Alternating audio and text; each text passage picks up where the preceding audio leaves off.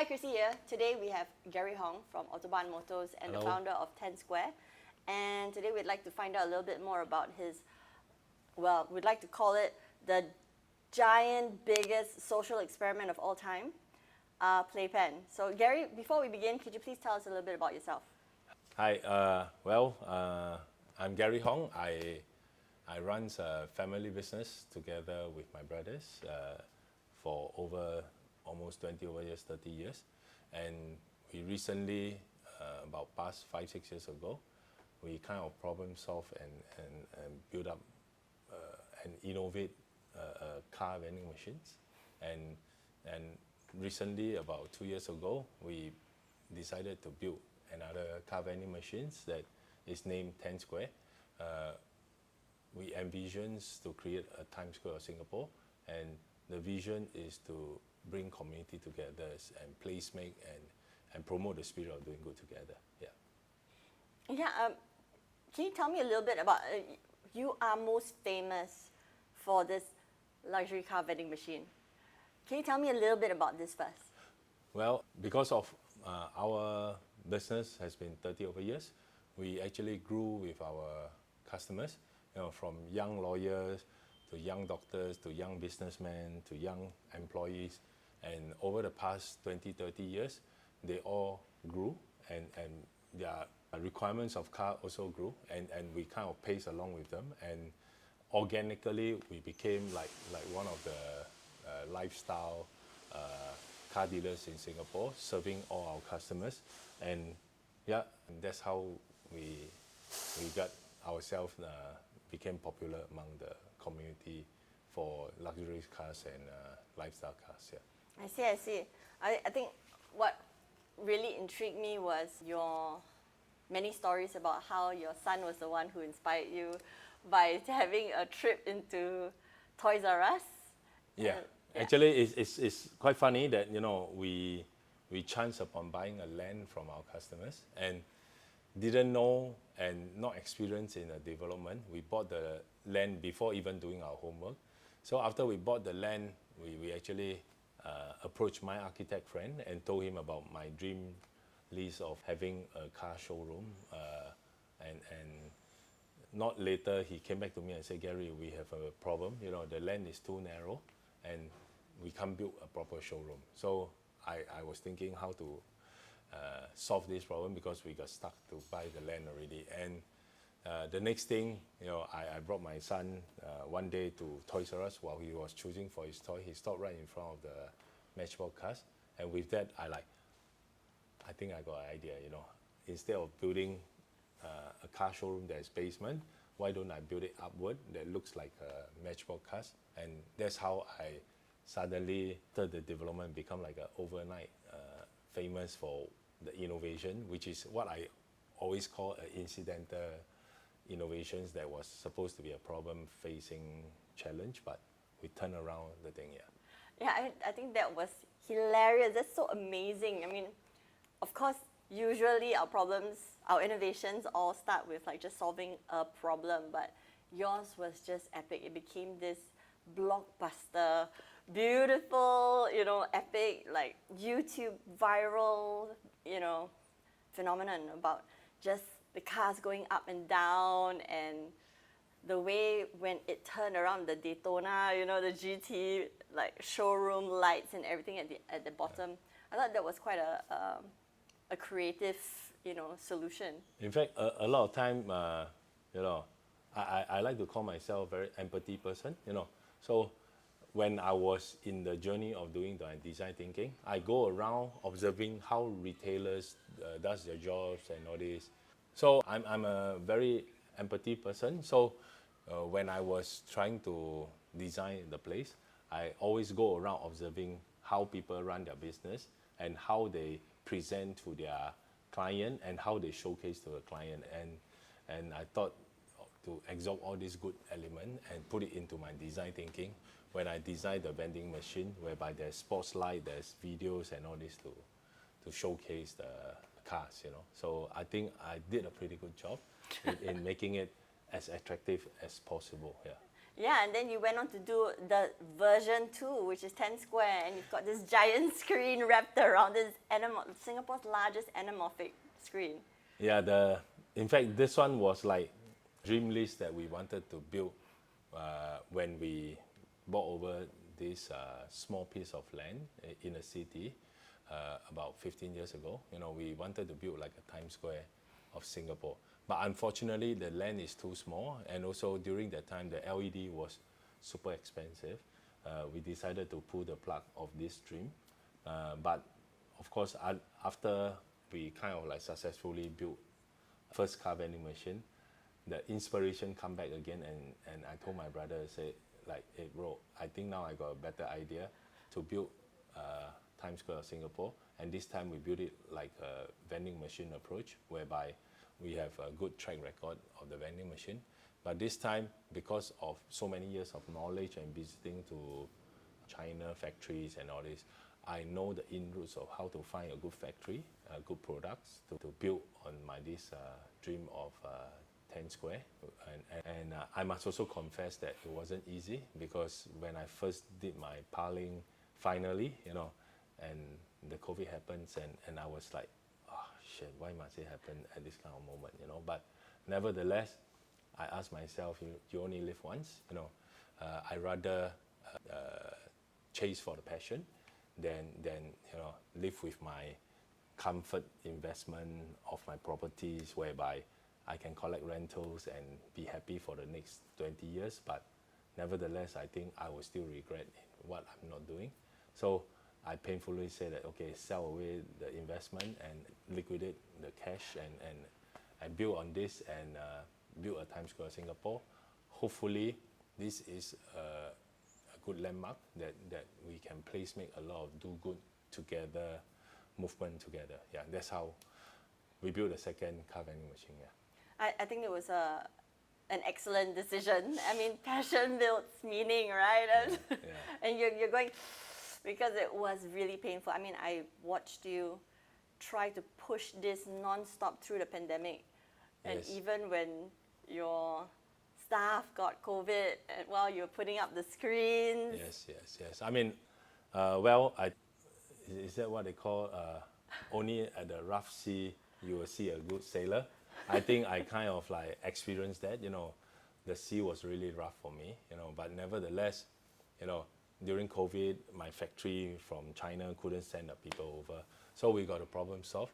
And because of this, I got to go and attend courses to have safety courses of how to climb up or take a gondola, and how to work with my people to go around it and overcome these challenges. So we have to, you know, really learn the hard way. But nevertheless, I'm now more experienced in how to do developments and how to handle, you know, constructions and even the vending machines, you know. I mean, I kind of self-proclaim that I'm already a professional in terms of building a car vending machine. So this is something that I think is my lifelong learning, that I think I've achieved it. Yeah. I mean, this was your dream, and no matter what stood in your way, COVID stood in your way, and you still went forward to pursue it. And I think that training, you know, hard times create like great people, and that probably prepared you for this crazy project. I'm sitting here in the corridor of Peace Center, the most unlikely place of having an interview. Why are we here? Can you tell us a little bit about this? Well, this, you know, because after I built my 10 square, you know, I keep on telling myself I have to find more meanings and reason to place make, because, you know, I have quite an iconic landmark that we can kind of attract people to come together. So I'm very passionate in this space. In fact, since young, I like to organize things. I like to organize party, barbecue, meet and all this. Even in my companies, I always the one that want to champion people to come together. And I enjoy seeing people coming together and networking to each other. You know, I like to call myself Nokia, people connecting people. And that's my love, you know, and you know, and that's what is addictive to me, and I keep on finding ways. And how do I find ways during my last few years of journey is that I realized that we all faces a lot of societal challenges. You know, we kind of finding very difficult to blend with our youth, our community, you know, in many ways, because everybody is living, especially in Singapore, in a first world problem, whereby everybody only has resources to care about their own problems. So my side here is asking me, you know, how can I play this role? And I love doing this because maybe it's my career sickness that since young I've been connecting people with car with people, and I kind of have the art of doing it, and I'm trying to put it into this social experiment. And that's where, when I heard about Peace Center went for en bloc, you know, I actually contacted the owner, and we have a teh tarik and in the cafe, and we just share about what I'm passionate about, and you know, what I've done during 10 Squares, and trying to bring technology, creative into the space, because we also noticed that surrounding here, we have about 4 to 5 schools and universities, that we have a lot of students that are very talented and very passionate, but nevertheless, they are so digitally driven that they find awkward to blend into a community. So we kind of share the same idea that why don't we repurpose this Peace Center into a do-good place where we can bring in different stakeholders from creative, from arts. We're right now sitting in the corridor of Peace Center. Yes, And this is all because of this little project that you call Playpen. yes. Can you tell us what we're doing here? Okay, basically, it started from what I've done, you know, at 10 Square before I tear down, you know. So basically, how we started Playpen is when I first heard about Peace Center, which is right across 10 Square, that has gone for en bloc, you know. Through a common friend, I get to know the developers, and I actually invited him for a coffee chat. What are we doing in Peace Center? Okay, it started when you know, I heard about Peace Center that has gone for en bloc, and you know, I, through a common friend, you know, I contacted this new developer named CEL, you know, and I said, you know, you're free, we catch up for coffee because we're gonna be neighbor pretty soon, and we just have a coffee at Aladdin, which is right at a Peace Center, and with that we just chit chat, and I just share about, you know, what I've done over my 10 Square before, you know, as a placemaker to repurpose my building for community, for arts, for students, for NPOs to do their community engagement, and from there I start to, you know, get a bit big-headed. I say, you know, actually you can do the same. You know, your whole mall is so big. You know, if we can bring in more stakeholders to come together, it might be a very interesting social experiment to bring the youth, which we are not lack of. You know, we have a lot of youth around this precinct, from schools, so from like LaSalle, NAFA, SMU, SOTA, Kaplan, and many, many more.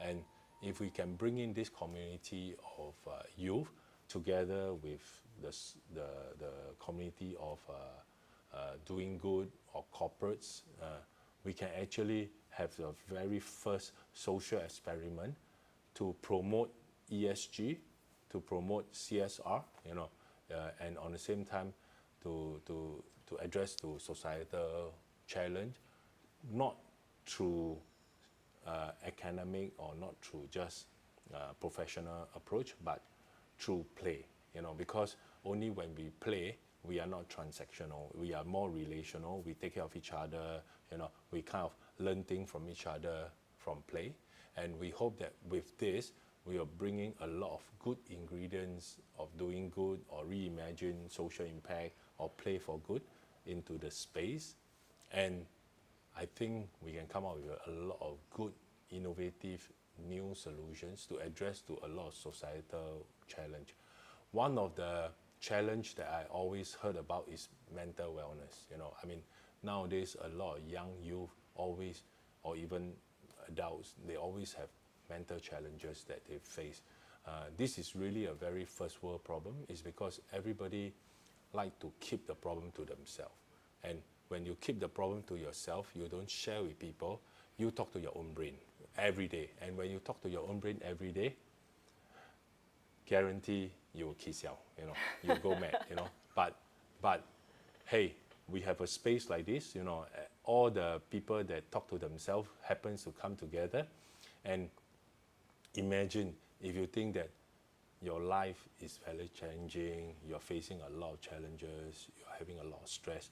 But if you talk to a peer that is equally the same or even worse than you, turn around, you calibrate your mind, you say, hey, actually, I'm not as bad as him or her, then my mental challenges overcomes, So I think this is the way I think it could solve the problem. And especially youth nowadays, they are so digitally driven to their phones and digital devices. They always talk to the computer. Again, they'll go mad. If they want a perfect world, they want this, they see all the good example, then of course they will find a lot of challenges in themselves also. But if they come to a space like this, and a lot of times, we have done this for many months already, they talk to their parents more, they talk to their friends more, they talk to peers and all this, they start to build up a lot of so-called, they overcome their social awkwardness, and because of that, I think they can't address to these so-called mental challenges that they are facing, and they keep in their own room, So this is something that why we came out with this big social experiment, which is Playpen. No, I think that's really important that you brought that up. The entire ecosystem about how our youth these days, not just the youth, but us as well, we're growing into this digital world. Correct. And, it's all about object referral, right? We're comparing ourselves to something else, somebody else. And right now, we can see all around the world what's going on. And of course, we can see, all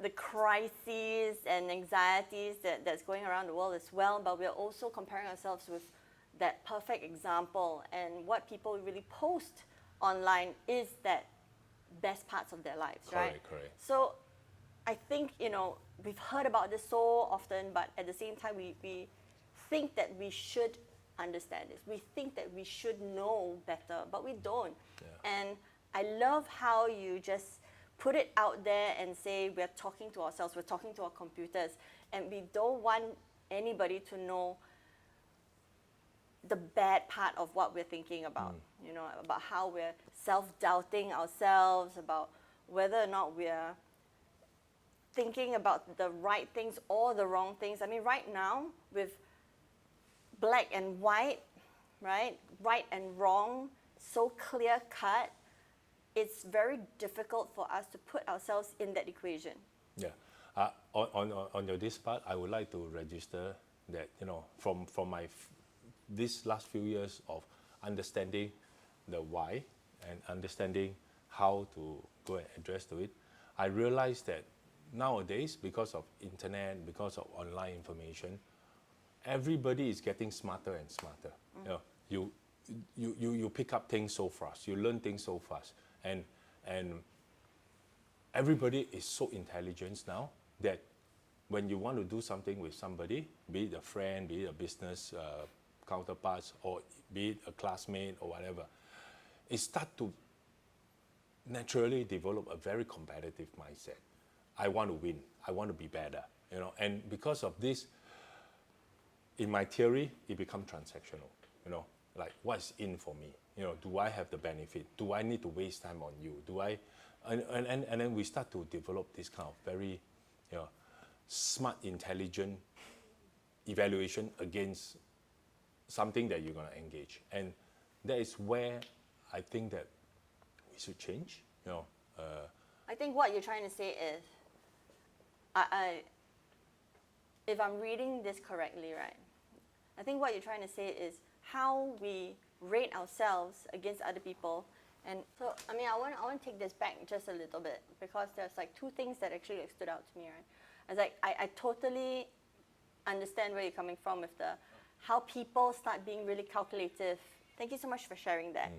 I really thought that was quite interesting, the way that you put, you know, how we naturally start being calculative, right? And start counting, right? And start comparing. And I think that's one of the things that we've been brought up to do, right? To strive, to win, to be competitive, to have significance. And a lot of the times this is what, well, our Asian culture tells us is good, right? We're striving to be better, but instead of being better about somebody else, over somebody else, I think what you're trying to do is to get us to acknowledge the fact that we should be striving to be better than we were yesterday. And I think this is something that a lot of people don't really get. Can you explain a little bit more about this transactional and relational theory? Okay, basically, you know, in Chinese, there's a saying, you know, last time I used to don't understand, you know, when I heard about this saying that 用心做人, that means use your heart to be a person. I keep on telling myself, hey, why don't you use your brain to be a human instead of using a heart, you know? What's the relevance of a heart? Yeah, okay. 用心做人. Okay, basically, like you know, one experience that I have, you know, during my younger days, you know, when I always heard about our seniors and our grandparents or parents always mention that 用心做人, 用心做人. You know, that time I was asking myself, hey, why 用心做人? I thought we're supposed to use our brain to 做人 because we 用 will 脑做人. think what is logical, what is not logical, simple as that, you know. But as I grew older, you know, of course I break the 50 years old age, I start to realize, actually, the miracle of thing is that, you know, 用心做人, you feel things, you know, you build the aura, you feel the energy, and that's where I start to feel that I has this, you know, feeling, you know, that I really want to do this, and it's honest truth. If I use my brain to do this, I won't do this. I would rather sell my cars. I'd rather sell my, you know, I'd rather do my business and make more money and enjoy more life. But I don't know why my heart keep on telling me, you're not doing wrong. You are doing good. You are trying your best to do it. You know. So I think 用心做人 is something that now I acknowledge that is really the differentiator. That you know, and of course we are all very mindful about the AI, you know, machine learning and all this, you know, ChatGPTs and all this.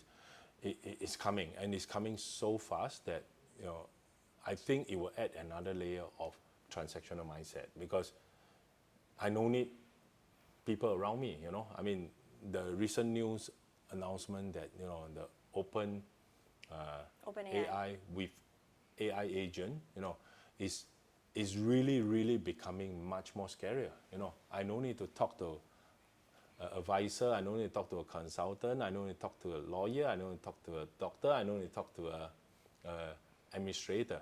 Everything is machine learning, and they learn our patterns, they feed out to all the information that we need, all the tasks that we need to do, all the report that we need to do. You know, this is becoming very dangerous, and I think we really have to build the element of heart and social, because if we don't do that, no, we'll be like robots, you know. I mean, I can imagine last time, about maybe 15, 20 years ago, when we watched all these movies about people having big head and you know, big body. They don't walk, they just look at the monitor all the time to do everything, and they just keep on feeding themselves, you know.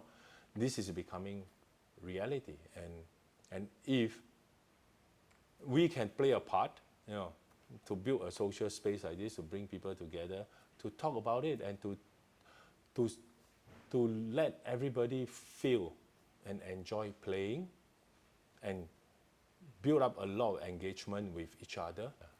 But okay. So coming back to the heart and mind alignment, it's like, I mean, I totally agree with you, and I acknowledge how you've put it into such a traditional way, right? About the heart and mind alignment. And to be very honest, nothing that we do means anything unless we really feel it. And that's actually what you're saying right now. It's like, you know, everything that you've done so far is because you really felt the pull of your heart. And it was that social issue that you wanted to tackle in this entire Peace Center Playpen experiment. Yeah. In fact, this place, I mean, over the past 2 months, I already see the needle is moving. You know, I'm seeing that, you know, parents and kids come over to this place to play. They're playing different roles. You know, the kids are doing thrifting, the parents are doing social, corporate social responsibility or ESG of things.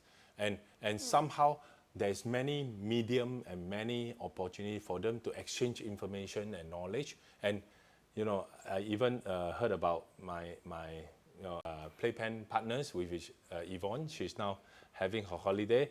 On the same time, her mind is still on Playpen. And she said, Gary, guess what? You know, because I'm traveling with my daughter, you know, I keep on want to polish up my skill for the Instagram, how to post, how to build certain things.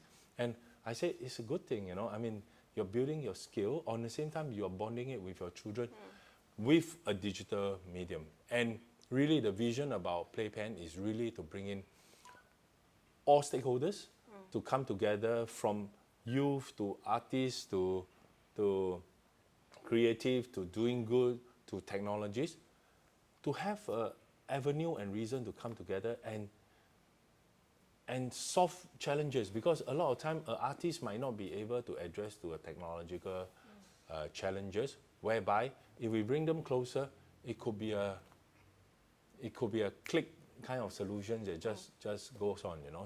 So this is something that I've seen it, and on the same time also, I have heard of one incident story whereby this boy with his father, and he actually, you know, the father wanted to do something, and then his son is like, hey, Dad, don't be outdated, you know. You can Google this and you can do this, you can buy your drinks and buy your food and they will deliver to you and all this. And the father actually did not appreciate that, and the father actually shared that, you know, look, you know, in one day, I got 8 hours to 10 hours to spend. If I'm so effective and so efficient, how am I going to spend my rest of the time, you know? So he said, I'd rather go down to a coffee shop, take the queue, join the queue, wait for the food, and then chit-chat with somebody, have a coffee, and after that, the 2 hour passes, and I have my stomach filled, and I enjoy that morning, and I continue to do my thing, and my whole day is very purposeful, and you walk the journey. Whereby if he just go grab and wait for the food and come and all this, he end up doing nothing, you know, during the spare time. So I actually digested this, and I think, yeah, I'm getting older, you know. If I become too efficient and too effective, I end up with a lot of emptiness in myself, you know. And I start to think with my own brain, and I think very fast I will also have mental challenges. So I think this is something that we all never take notice, but if we can take notice, it might be our medicine to solve all these kind of so-called mental wellness and societal challenge things, you know, because befriending is really a special element. And What is this befriending? You mean befriending the older community? I want to take it back 1 or 2 notches. I'm hearing you, and I kind of know what Playpen is all about, but, you know, just for the benefit of everybody else, I hear that you're bringing in the art community, the graffiti community. We've got Blockchain Association of Singapore. We have, you know, people from generative AI and, you know, Web3, but at the same time, we've got all the grounded people. We've got thrifting, sustainability programs, and the people that want to deal with children and help. We've got, you know, people in, I mean, we're sitting right next to a costume place. the mascot company. The mascot company. And this is just teeming with activities. But what's your plan in bringing all these people together? What was that initial ESG vision that you wanted to do with Playpen? Okay, basically, honest confession, is still rocket science for me, because I think I am maybe 2.0 in knowing how to bring community together. I realize that we all human have our own interests, have our own causes that we want to support, has our own priority, and has our own time. And my design thinking of how to bring this together is initially, when we think about why play, is we try to say, hey, why don't we bring the art community together? Because when we bring the art community together, we gather all the art interest people. But on the same time, I think, hey, they are tech people, hey, they are youth, hey, they are corporates that want to do good in the CSR area, But there isn't a space that is actually welcoming all these different stakeholders to come together. So I thinking that we are not really lagging of interest group in this society. There are probably more than hundreds or thousands of them. Even non-profit organizations that support a certain causes, there are altogether about 2,000 over NPOs, non-profit organizations in Singapore. But why are we not doing it together?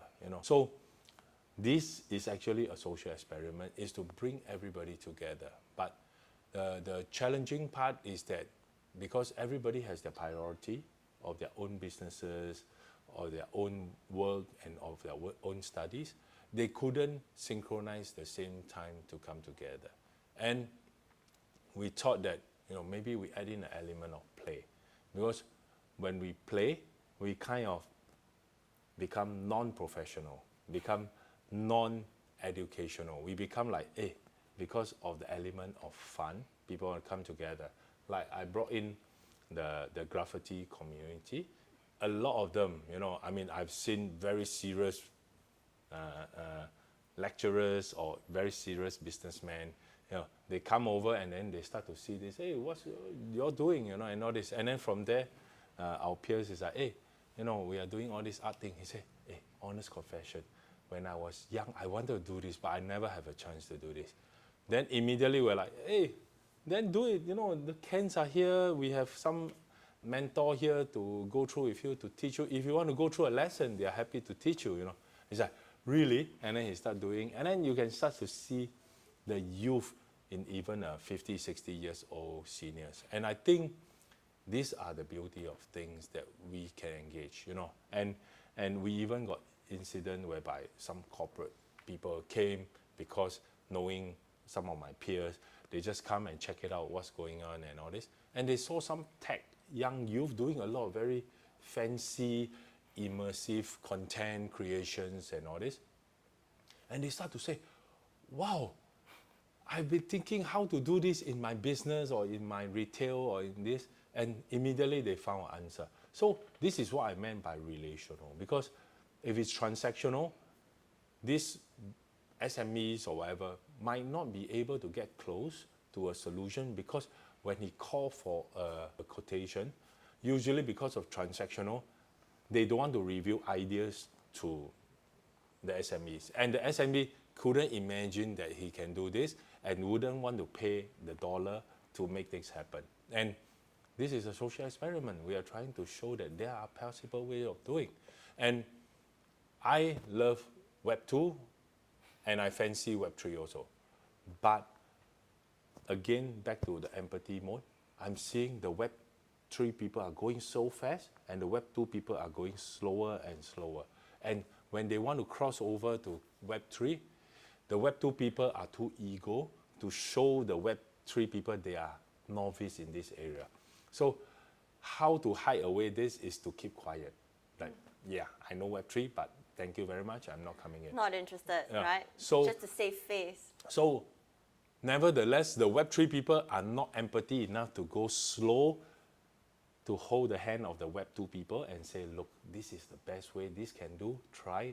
They are not, they are like, see you later, I'm going faster and faster. And this is socially divided, because the Web 2 people, the biggest future client are the Web 3 people, which is the youth. But the Web 3 people are moving so fast from the Web 3, there is a lot of time, to me, it becoming a fantasy world that they don't know how to correlate back to the Web 2.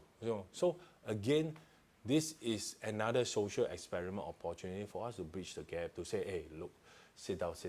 The fast-paced people sit down and explain nicely to the slow-paced people.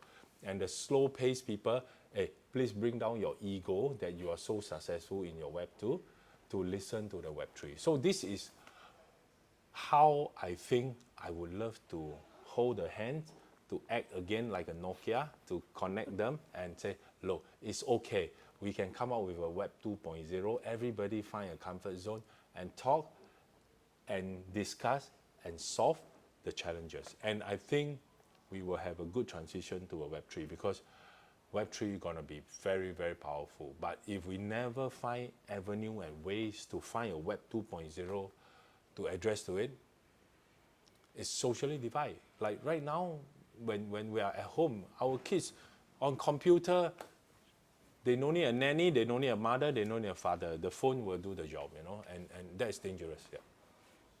No, I mean, I love this. I love this, right? And what you're saying is that you're just trying to recreate, and I feel this, by the way, the kampong spirit. So in Singapore, kampong means like a village, relational space, right? So Yes. you're placemaking, and you're trying to help the Web3 youth, the ones that are already so advanced, like they're born into technology, Yes.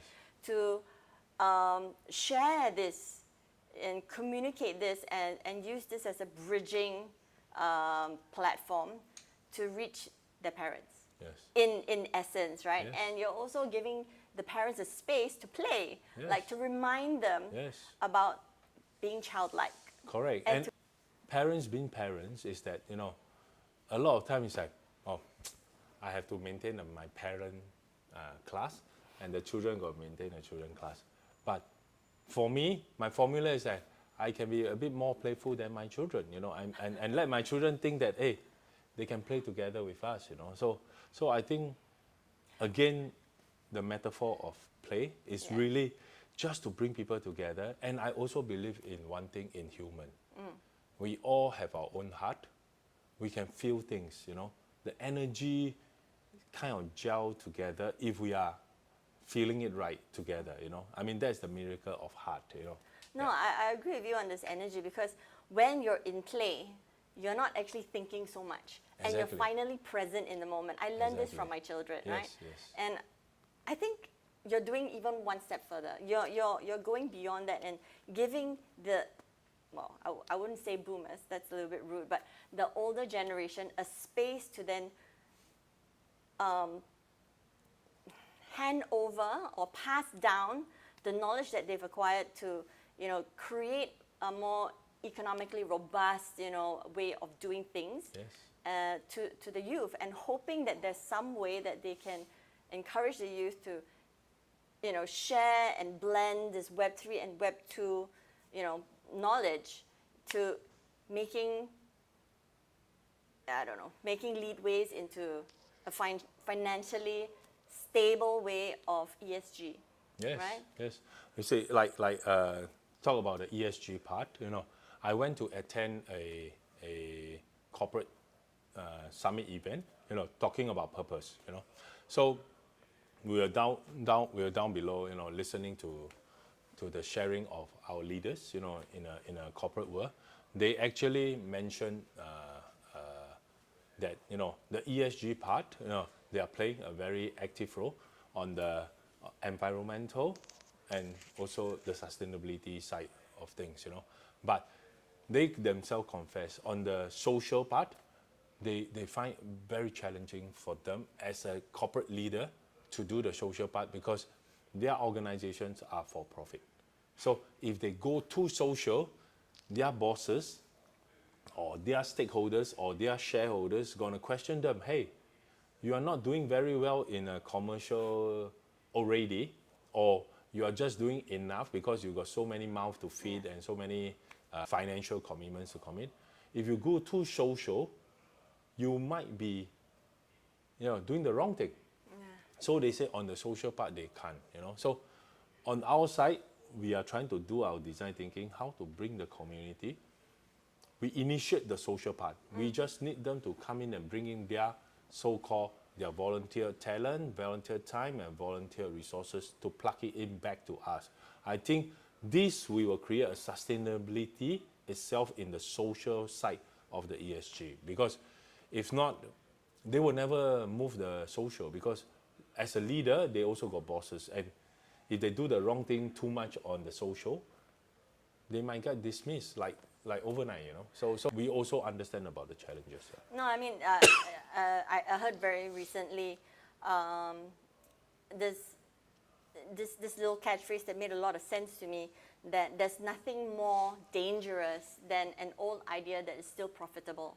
Yes. And a lot of this comes with like what we call corporates, you know, and how their bottom line is still to make money. Yes. Even though everybody knows that we should find a way to find a problem in society, you know, find a way to help with sustainability and have that as part of our journey moving forward. Exactly. But at the same time, we're still worried that we're going to fall behind, and worried that if we fall behind and we don't hit our milestones or our marks, that we might be taken out. Yes. And this is a real fear because, you know, coming right off of COVID, you know, this is not a space to take a risk, right? Correct, because our jobs are all really important because to us. you got to feed your family. Yes.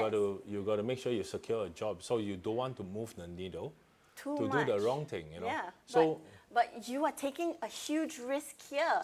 And I remember you telling me this one story. Forgive me for cutting you off, but I think this is really important to mention here. It's like your son actually saw you working so hard, and he felt for you, right? He's like, that you're working day and night, and you're trying so hard, and there's so many things that are going wrong. Anything that could go wrong can go wrong. For example, the 50-year-old aircon, you know, Yes. it just gone wrong on the very first day that we took over the place. Exactly. You know? And he asked you this one little question. Do you think that they know? Do you think that they care that you're putting in so much effort? And do you think that it's worth it? Well, the answer is yes and no. You know, So cryptic. why yes is that, you know, I feel it. I think I'm in a position that I can do it, and I have the capability of doing it. But on the same time, I'm fortunate enough that we have peers, you know, and friends like you all, and so many like-minded people willing to stand forward and all this. And I also believe in one thing, is about the positive aura and energy that we build. And sometimes it could be even a negative energy. But nevertheless, in life, we also learn how to tackle a negative energy and turn it positive, you know. So in other words, it's more like chemistry, you know, how we build this chemistry or turn things around. And we create the impact, because if we can turn the L to the W, I think we are doing a good job, you know. So this is what we call impact, you know. And the minus part of thing is that, you know, it's really challenging, you know. Last time, I always see people, they always like to claim, wow, I stress until my white hair all come out. I think now I'm experiencing it. You know, every time I look into my mirror, my two-side white hair is getting more and more.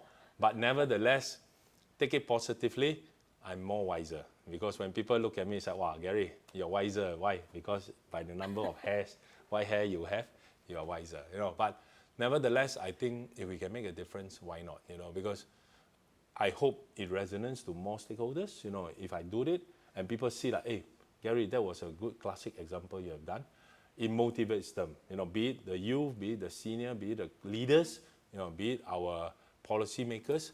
If they see that, hey, this is a good avenue, they want to ride with it, they want to help, they want to support, great. You know, so I think, you know, in life, there's no right or wrong. It's only whether you feel that you want to do it, you do it, you know, for better or worse, you know, we just go through it, you know, yeah. I mean, I think you made a very solid point that, I mean, coming out of the pandemic, we really don't know which way to go, Yes. right? It's either to adapt or to adopt. And Yes. adopt means going back to the way things were, and we don't want to do that, Yes, right? yes. But now to adapt, we don't really know which direction to go. And I think you're trying to pave this fine example moving forward, but at the same time, people are not going to understand what you're talking about until Yes. they see a shining example. Yeah, I mean, again, we are living in a super duper competitive world. You know, you are super artist, there's more super artists. You are super tech, there's more super tech. You know, so I mean, like I say, you know, we are living in a super competitive world. You know, and you want to stand out. Honest truth is rocket science. You know, I mean, every day you wake up, you turn on your phone, there are thousands and thousands of news, Instagram feed, TikTok feed, to right in front of you, you know, and how you differentiate yourself, honest truth, is not easy, you know, but nevertheless, like I say, we can influence a small town, we influence a small town. We can influence a small village, we influence a small village. You know, we don't be transactional over these figures. We just think that, you know, whoever that we can surround and can hold hands and influence, I think we are creating impact. And I think if we have this, and hopefully that the synergy is good, the movement is good, the energy is good, it kind of resonates more and more. And honest truth, me myself can't make it happen. And because of our like-minded peers coming together, you know, we're already seeing that over the past 2 months, we have many people start coming to us and pat on our back. You know, news are willing to feature us because they heard not from us but from some other stakeholders. I think these are all positive aura and energy that we're building.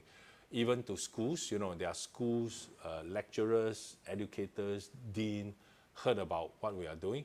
They are coming forward, or their students is feedbacking to their lecturers and all this. So I think these are all good indicator of moving the needle. You know, well, this is so much that I think we can do. You know, I don't aim for the sky, you know, but I just continue to do. And of course, we also got a timeline for this, you know, that end of January, we have to put a hard stop in this Peace Center movement. But nevertheless, the Playpen will still goes on because luckily we have friends from the metaverse, from the blockchain, from the NFT world, from the, you know, digital world, that, or the online world, that we keep on, you know, trying ways to trigger them. And we already got somebody start talking to us that, hey, maybe we find another, you know, defunct mall, or maybe we find under served area that we can build it up and do things like this. So already all these things are surfacing up. I think the movement is digital. It's not really just physical, but at least we have a start to bring in the few good like-minded people and start to spread the arms and spread the legs. Yeah. Well, I was just about to ask you, I mean, you brought up 2 points here, you know, that this is moving the needle, but I mean, I was with you, and I know that this is not your first rodeo, right? You've done this for, oh my God, so many times before. And, you know, in the first iteration, it was called Meaningful Sunday, and then Meaningful Weekend. And it was pretty much the same concept, the same vision, you know, the same mission, but in a much, in a different format. And that didn't really take off, right? And then now we brought it into this wider space. Do you think that Singapore, or you know, we are ready for this movement? Okay. Honest truth, you know, I'm like what they call the dog with the bone. You know, once you bite it, you don't release. This is actually learned from my peers, Yvonne. She also had that kind of mindset. When she bite it, she just want to continue, not to let go. And I had the same feeling. Yes, I constantly thinking what can be right, you know, and call myself sicko, you know. The more I faces the challenge, the more I want to overcome and address to it, you know. And when I came up with the Meaningful Sunday, why I came up with Meaningful Sunday is that, you know, probably Sunday is the best day where people are not working, students are not studying, families are finding meaningful things to do, you know. So when I started this initiative, I actually, you know, I'm not an event organizer, but I like to use the leveraging technology.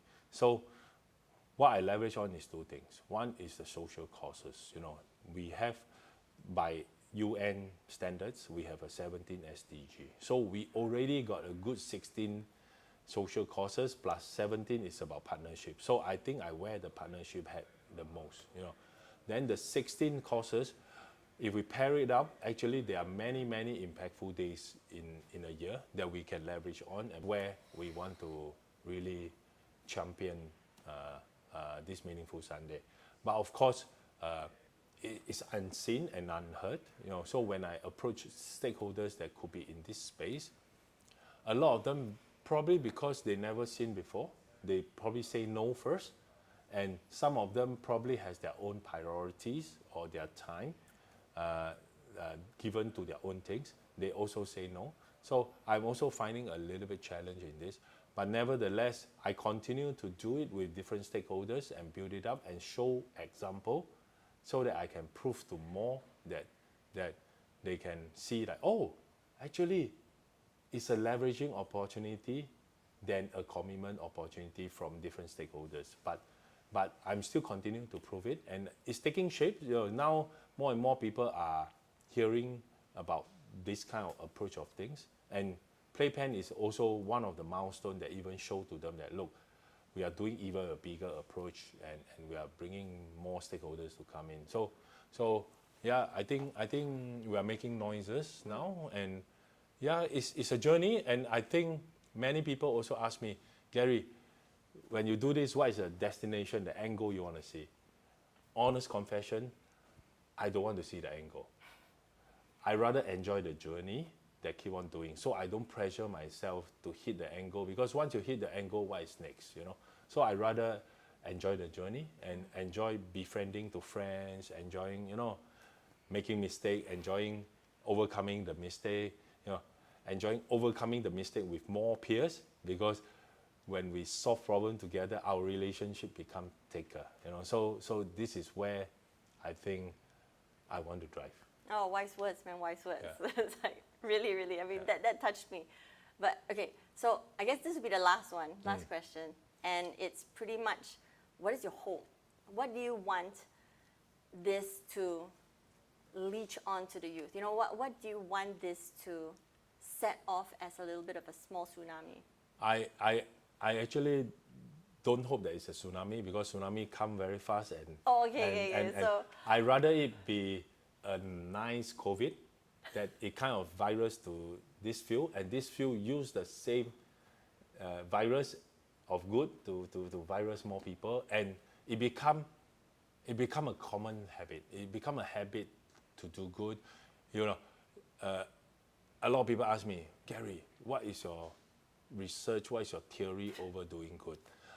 Honest confession, I think doing good, you no need to again use your brain, use your heart.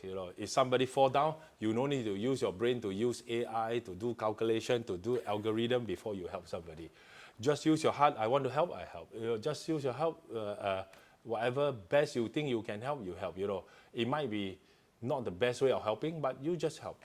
I mean, this is, I think, the methodology that I want to adopt is really, if somebody want to do something with you, don't think about it transactionally, think about it relationally. It's like, hey, he can help me, turn around, I can also help. And that's where relationship grow. So to sum up, I really want to influence people to develop a relational relationship than a transactional relationship. Because relational relationship, use your heart to build a relation. Transactional relationship, use your brain to build a relation. So this is what I hope to spread this virus. Yeah. No, I think that's really important to point out, because after COVID and how everybody's just like conditioned to stay indoors, just having this platform and this space for people to just come to with no strings attached, just to come out and play and mingle and partake in this kampong spirit, this village spirit. I think it's very important for people to feel, right? Yes, To yes, acknowledge and yes. to feel and to experience it just once in their lives. Because I think for you and me, we felt that before when we were growing up, but more and more, I think that this space for It's very cold, you know. Yeah. I mean, one of the pivoting reason that this new owner of this mall actually went back and said, okay, we want to support is, I actually shared, you know, we are not lagging of malls, you know. In fact, our malls now has gone into a 2.0. The old malls are the mall of this Peace Center 50 years ago, whereby people just rent the place and use the place and serve their own individual business. And the 2.0 is where the developer of the mall design everything so nicely, so cold, so beautiful, so bright that everybody comes. But right now, because we got too many of this mall, until people don't feel the soul in it. They just go there, just eat the food that they want to eat, shop the thing they want to shop, and that's it, go out. They They're a don't feel guest. that there is a belonging in the mall. So when I told him that, you know, hey, should we start to design things and bringing like-minded stakeholders, the youth, the tech, the art, the doing good community or the sustainable community into the space, we start to observe the melting pot of this, and we design basing on the melting pot solutions, which is the good outcome, and build this so-called 3.0 and make this become a mall that people want to come. And in fact, now we already see the 2.5 of this Peace Center mall is every weekend, I never call all these people, must fall in, must come. They organically find that they want to come because they felt that this is where they belong, and this is where they found their inspirations, their relational building kind of things. And yeah, this mall is becoming like a kampong mall, you know. Everybody need to borrow something, need to use something, they just shout at each other and just, hey, can I borrow, can I use this, can I lend you a hand, you know. I think this is so beautiful, and this actually does pivot to Web3. Because in a Web3, it's very gamificable. You know, the whole thing is very gamificable. And if we can design these two things together, I think we got a good 3.0 more. And I think the youth will want to come because, look, youth is too attached to Web3. If you don't find a relevance of a Web3 more related or 3.0 more related, they're going to stay at home and look through their computer and stay non-social, you know. And yeah, we must play a part to do this. And let's thank you very much for this interview. I think I will only spread the news one by one and spread the idea one by one to people. But with you, I think we can spread to hundreds and hundreds spread to 1,000, and hopefully that everybody start to understand the art of doing good, you know, the beauty of doing good, you know, and the art of people coming together and the beauty of people coming together. Because as we all learn from youth, you know, the nursery song, the more we get together, the happier we'll be. But we all lost it. We all lost it. Since birth, we have learned all these nursery rhymes that anybody in the whole world will, in all language will learn it. But when it comes to our adulthood, we just want to stay individual. That is wrong, because the more we get together, the merrier we'll be. You know? That's Thank you. perfect. Thank you so much. Thanks, Gary. All right, thank you very much. We'll find out more coming soon. Thank you very much. Okay, thank you. Bye.